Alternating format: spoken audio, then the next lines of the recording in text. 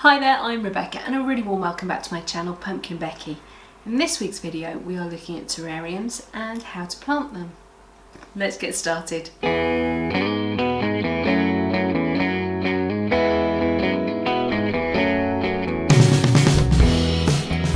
Terrarium gardening is experiencing a huge resurgence at the moment. It's everywhere. If you look at Pinterest, if you look at Instagram, it's all over the place. And they go from ultra modern through to really traditional Victorian ward cases. Today we're doing a slightly more modern take. It's somewhere between the two. I haven't gone ultra modern, but I haven't gone ultra traditional either. You can include fun little elements if you want to. This particular one has got a little tiny fairy house in it. We'll have a closer look at that one shortly. There are two types of terrarium.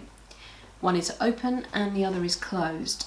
Generally speaking, the closed ones are for tropical plants, and with the open ones you've got a little bit more flexibility. You could make it a succulent one, desert plants, cactuses, that sort of thing. Or you could still lean towards the slightly more tropical, humidity loving ones. It just depends how you handle them. This square one is actually an old storage jar that I picked up on a white elephant stall, and it will be a sealed terrarium, as you can see. It's got a little tiny fairy house in it. You don't need to add accessories, but it is really nice to add things like mosses and unusual rocks that you find, or pebbles. Some people put semi-precious stones in, unusual pieces of amethyst, really lovely. If that's what you want. If you want to, you can just leave it as the pure plants and enjoy the spectacle that the terrarium makes of them.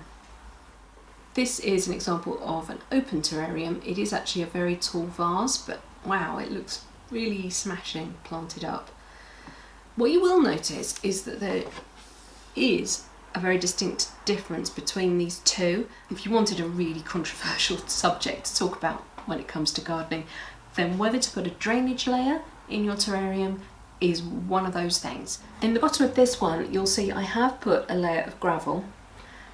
There is then some door mesh, which is to keep that separated from the soil layer, and then I've planted on top of that.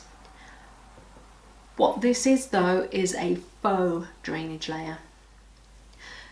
The idea with the drainage layer is apparently that when you water your terrarium, any excess water will filter through the soil and out into the gravel layer, and it will just sit there and be kept away from the roots and prevent root rot.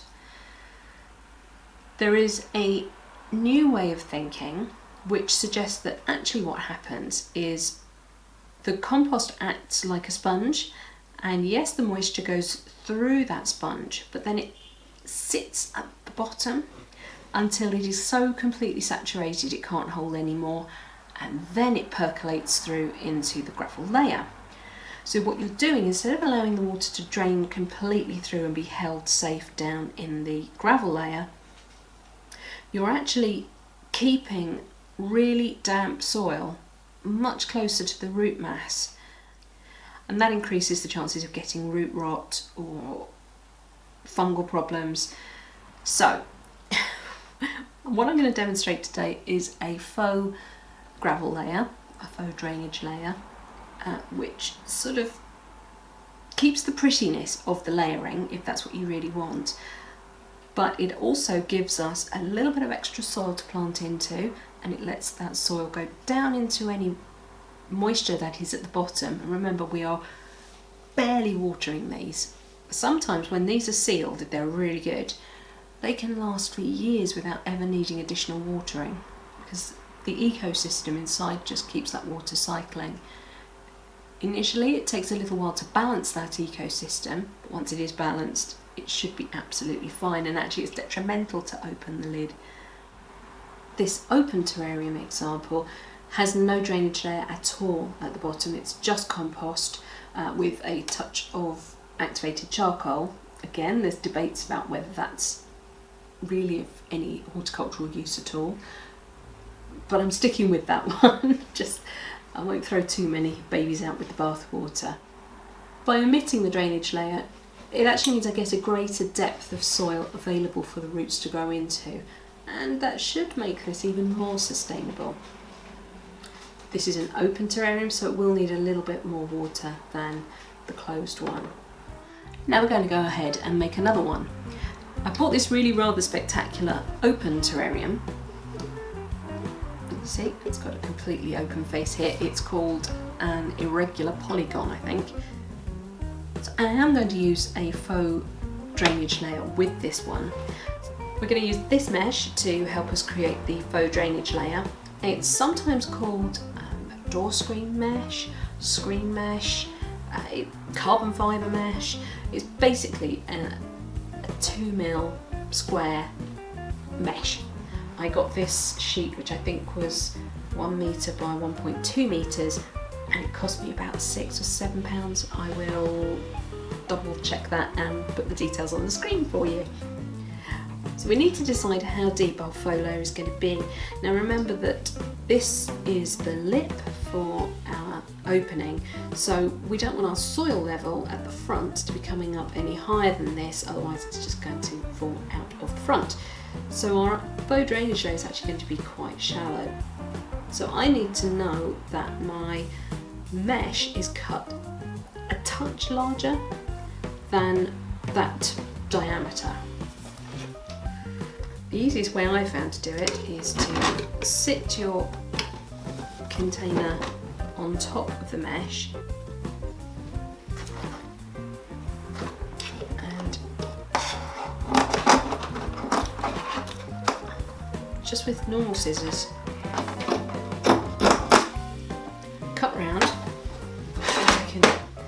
That means I can get rid of this sheet, which is a bit unwieldy. Far easier to work with a small bit. Right, now we've roughly cut that to size, I can look through the glass and see what else needs to be cut off. And just keep popping a planter on top.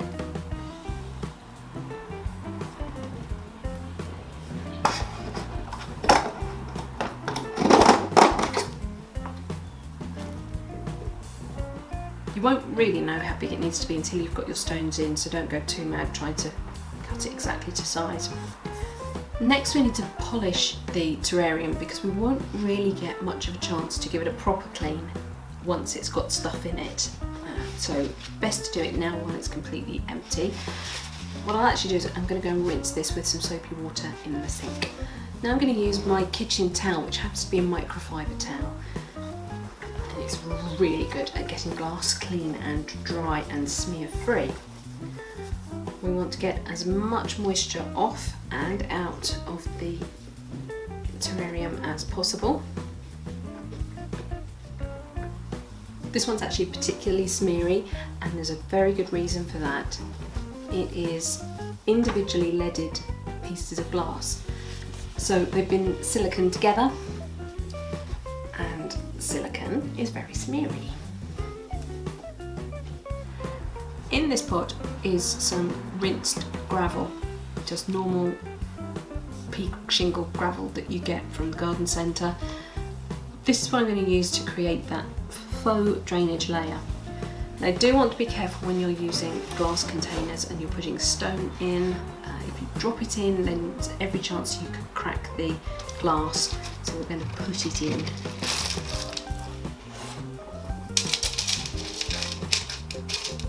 And hopefully you'll be able to see that I'm actually putting it just around the edges and then leaving the centre clear.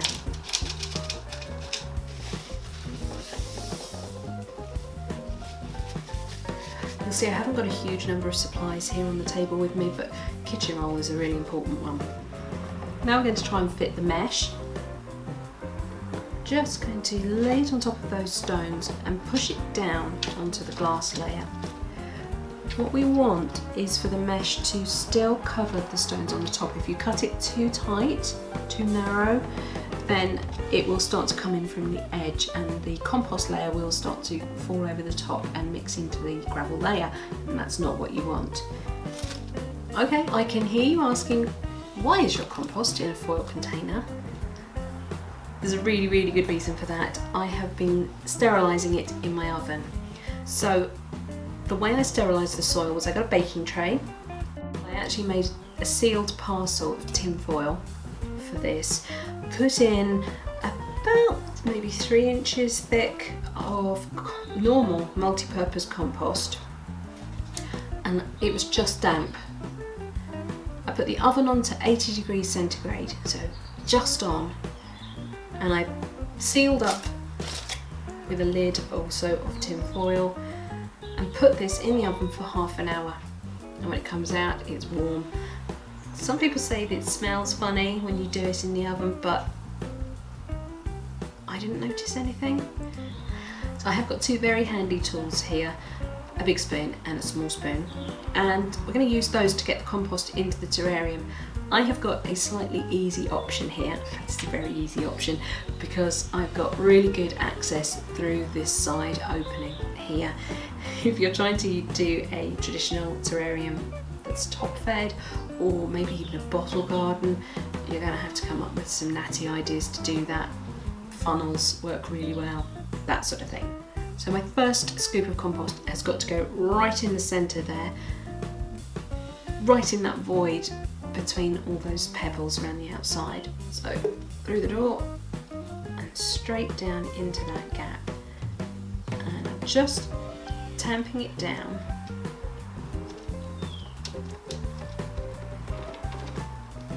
to make sure that void is filled and that the pebbles can't creep around.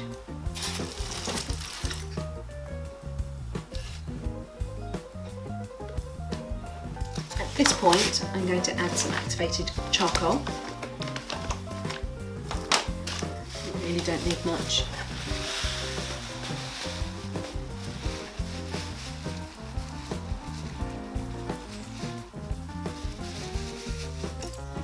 It is important that you use proper activated charcoal. It's often sold for the aquarium industry.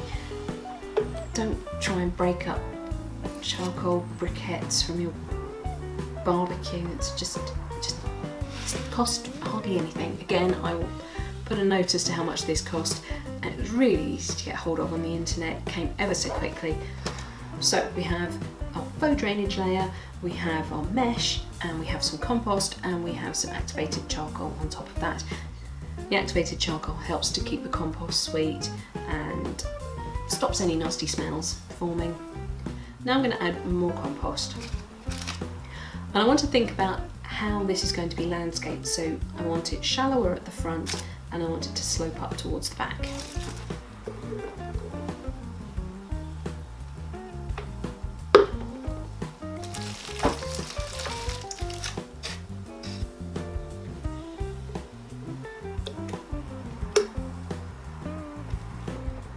Just take a moment to check round and make sure there aren't too many voids.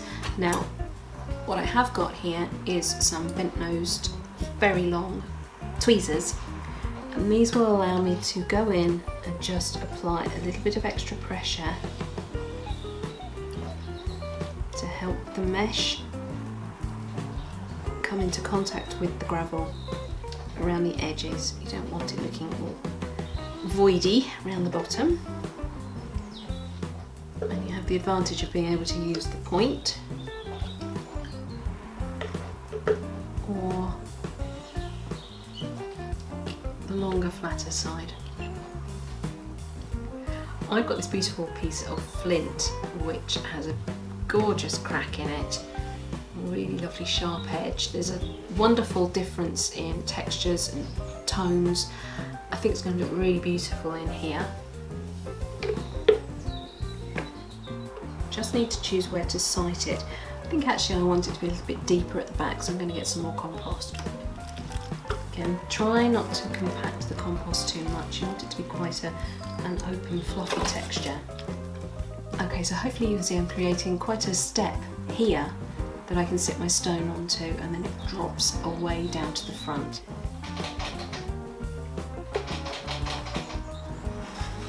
great. That is pretty much what I had in mind.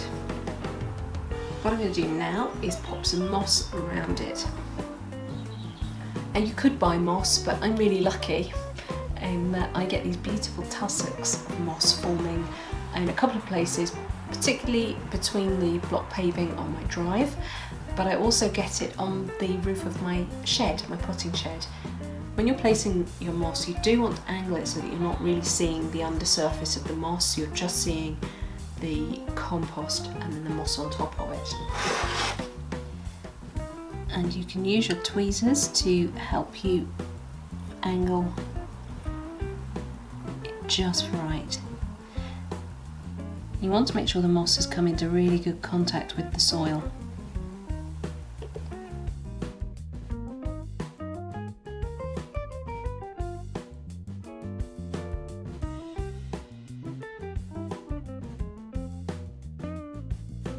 And the moss will start to knit together and actually help protect the terrain that you've built.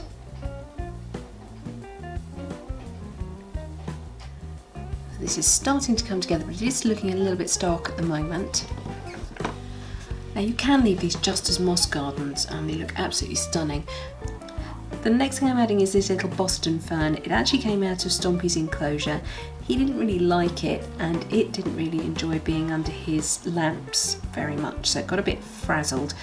I need to just do a little bit of pruning on this to take off any dead material, and hopefully it will much prefer it in the terrarium.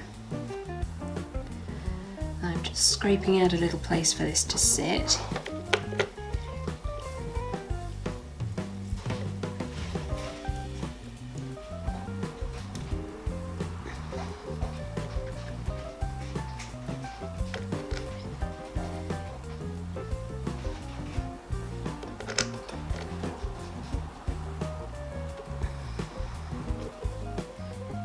And then make sure the root ball is nicely covered. And the next thing I can do is tuck some more moss around that.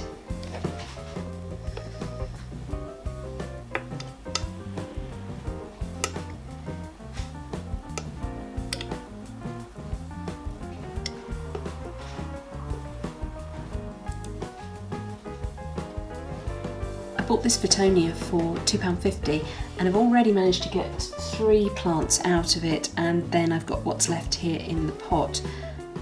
It's an interesting little plant actually. You can see wherever it's touched the soil it's putting out new roots, so that's quite exciting. So I guess it sort of creeps. I've taken off quite a bit of the Fittonia's own soil and I've created a divot for it here, which I just want to place the roots in carefully, if the fern will allow.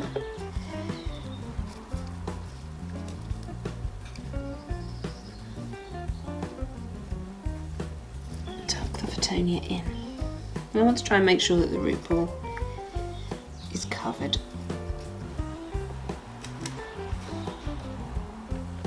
Although again there will be more moss going in. What I'm attempting to do is leave myself a little bit of space here. I don't know if this is going to work, but I've got this little miniature bridge and I want to see if there is a way of creating a kind of little stream going through, so this will almost look like a gunnerer or something at the side of a river. Model makers, I'm sure you've got better ways of doing this, but I only want it to be a little stream, and I thought maybe the best way of creating a little stream was to use a little scrunched up piece of cling film.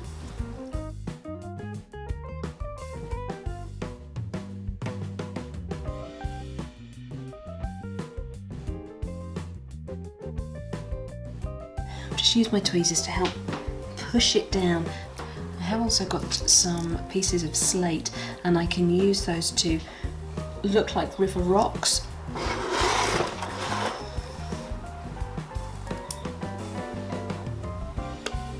Which may just help to weigh down this loose edge.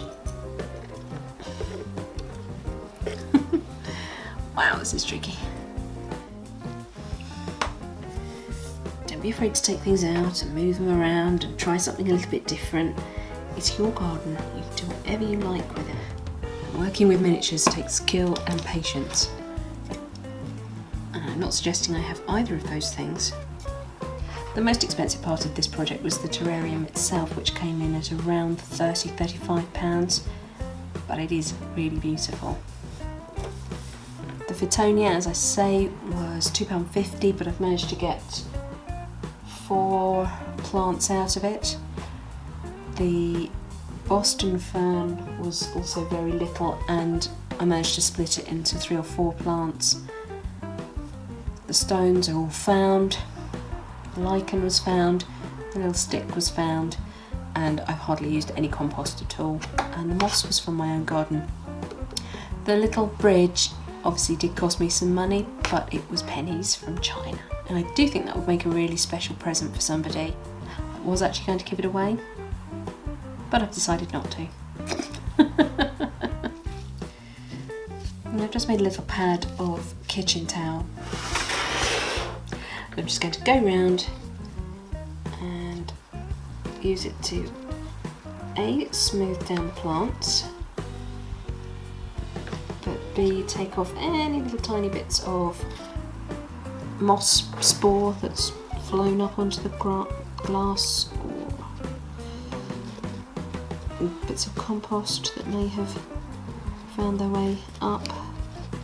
There we go. And just take your time doing that, and that's your seriously final finishing touch. I want to try and make sure that leaves don't touch the glass. It can make them rot, so just bear that in mind when you're planting.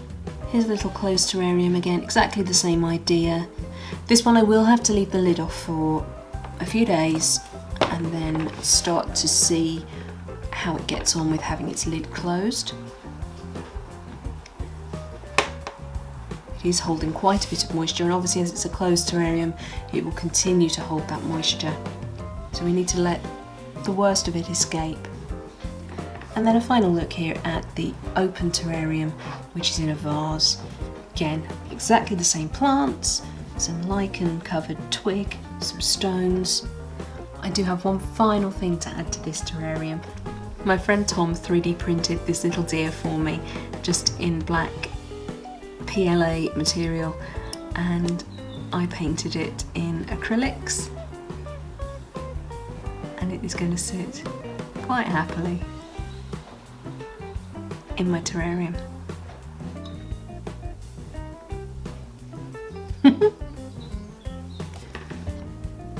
Isn't that sweet? So there we go. 3 terrarium from 3 very different planters, from humble to moderately expensive, all using exactly the same plants, mosses and hard landscaping materials.